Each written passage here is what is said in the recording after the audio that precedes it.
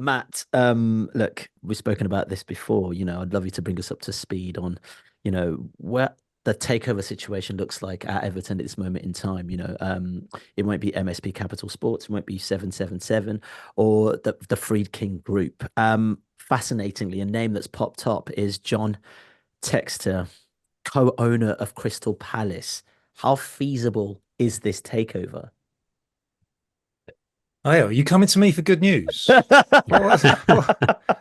We only just met. What's going on? I mean, don't do that. Don't do it in that order. That's not fair. You're making a mockery of what I do. Right. The takeover.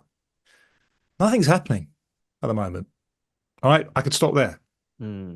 That is the reality. I sensed that nothing was happening. You know, I normally hear things, but I checked. I checked last night. I went round all the houses, all the people that have got an interest in this club. You heard anything? Nothing. All right. So nothing. I'll run through them if you like without revealing sources, but um, nobody has made a serious or credible offer to the Freaking Group for the 200 million that they are owed. And as a condition of their loan, they would want repaying on a takeover, on a change of control. They've said that very clearly.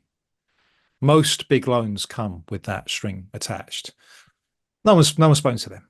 All right, so that's interesting, and that's also problem number one for John Textor or anyone else that wants to come along and buy Everton. Nothing has come new to the court, to the case that is going on in the States between 777 slash ACAP, who we've talked about in the past, this big insurance company that were basically bankrolling 777 for years and years and years, and now effectively own all of 777's assets, including a £200 million loan to Everton. Now, if someone's going to come along and buy Everton or do some kind of deal with that loan, which nearly every sane person would want to do, ACAP slash 777 have to bring it to the court because all their assets have been sort of temporarily frozen whilst they just sort out this dispute with this other company that they may or may not own 600 million to. That's ACAP, not Everton. ACAP, Everton do own that much money, but not to different people. So nothing's happened there. Those are the two most significant things, really. They also run it by the club and Fahad Mashuri, anything happened. So nothing has happened. What we've had, though, in the last couple of weeks is a sort of flurry of stories emanating from John Textor about his intentions for Everton. Now, let's be honest, let's take him at his word as well. He desperately wants to buy an English football team and have control of English football team. He's assembled a multi-club group. He is a committed and sincere believer in the multi-club model. No doubt about that. I broke the story of him coming to buy Crystal Palace. I did a big interview with him at the time. I did another big interview with him last year. One of our colleagues, Matt Woosnam, our Crystal Palace beat reporter, has spoken to him at length. John Textor has never, ever changed or deviated from his belief in the multi-club model. He's also never changed or deviated from his belief in what he calls the purest form of democracy, shareholder democracy. He is a out-and-out capitalist. He strongly believes in American capitalism, and he thinks that floating companies on stock markets and giving people an opportunity to buy a chunk of them and having to report regularly, all that kind of transparency that comes along with being a listed company is a good thing. Here's the thing. A lot of people agree with it. Not making a big political statement there, but a lot of people agree with that. Is it necessarily right for football? That's a different matter. It's quite interesting that North American sport doesn't let people do that with their teams. But anyway, we'll move But they on. do it elsewhere, right? Yeah, they do it elsewhere. Well, he'd like to do it elsewhere. So anyway, Yeah. so we have Textor, who is sincere on multi-club, is sincere on wanting to float his multi-club group called Eagle Football, of which is comprised control of Botafogo in Brazil, control of Lyon in France, control of Molenbeek in Belgium, a small Belgian team, and 45%, this tricky 45% stake he has accumulated in Crystal Palace, which is either this wonderful strategic opportunity to buy into the Premier League, the world's most successful league, in a really cool, vibrant part of London that has an amazing production pipeline of talent, has great plans on and off the pitch, or it's the most expensive season ticket in history because he has 45% of the club, but he has 25% of the votes. And he gets outvoted on every key issue time and time and time again. And he's stuck. So he needs to sell, he needs to get out of Crystal Palace before he can do anything anywhere else in England. So that's a massive hurdle.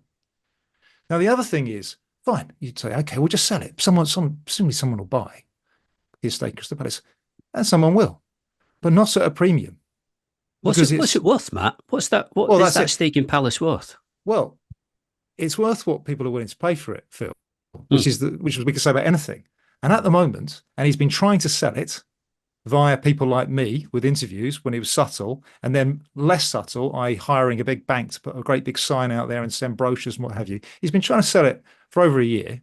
And at the moment, the only real offers he's had have been from the other shareholders, who are the most logical people to buy it, at basically what he paid for it. But he can't accept that because he is massively over leveraged on what he spent on Leon and what he spent on Botafogo. And he has this dream of floating the lot on the New York Stock Exchange. He's borrowed lots of money to accrue these assets. He can't really take he can't really take his money back. He needs to sell at premiums. Now, Leon, I would argue, has gone down in value. He's already been flogging off assets there. Women's team, well, half the women's team, the indoor arena, their North American women's soccer team. They had a franchise over there. The value of all French teams has dropped because of their terrible TV deal. So he's got a bit of a Leon problem. He's borrowed a lot of money there. He needs to sort of pay that back at some point. The solution to all of his answers, to all of his problems, is float. But to float, he needs a sexy Premier League team to sort of sit at the apex of his multi-club model.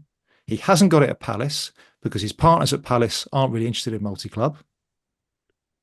So he's found himself very frustrated there. He's only really got people saying, we'll give you about 100 million for your 45%. He wants about 200 million, 300, 250 million, because he thinks the whole thing is worth 500, 600 million. So you just take 45% of that. But like I said, he's not getting that. He's getting a discount because of that shareholder arrangement where he only gets 25% of the vote. Now he needs quite a big check. Now, if someone does come along and says, I will pay you, John, for your stake in Palace, he has a chance of doing this deal. He has a chance of buying Everton. But there are still then, we get back into our old conversations around the legal complexity of the Everton situation. The two loans, Matt. I mean, this is the question I was going to come back to. You know, well, hold on a minute. I haven't even finished it. There's another loan. There's another loan. There's another loan. Are those not insurmountable? Well, for a buyer. Well, then we get to the situation of how much is Everton worth. So let's just say he can get through the Palace situation. Someone pays him enough. He believes, and he said this on the record, again, John Textor does say things on the record. If I can get out of Palace, I think I can borrow money to buy Everton, to take control of Everton, and then make my group whole and complete. I've got this operation in Brazil. It's going pretty well. Botafogo are top of the table. Leon are not. They nearly went down last year, but they finished the season very well. He's got some situations. He's got some problems in Leon. The fans can't stand him, and it's all a bit problematic. But results could turn around there, like they did at the end of last season. Molenbeek is they went down last season, but they're small. They're almost inconsequential. He hasn't really made Molenbeek. He took them up. He took them down. They're neither here nor there. If he can get control of Everton, historic club, massive fan base, brand new stadium, place in the Premier League, there is something there. That is.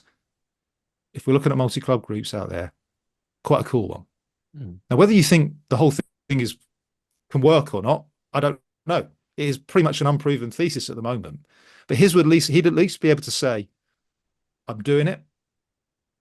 I have started to move players around. Player trading has started. I'm in all the right places.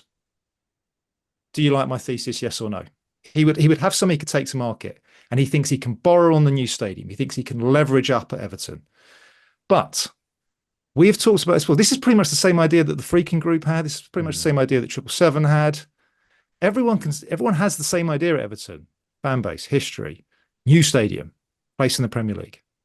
Well, we've spent 15 minutes talking about the place in the Premier League. That's not guaranteed. We've done umpteen podcasts on the stadium. Could be good. We shall see. Very good if it's in the Premier League. Not so good if it's in the Championship.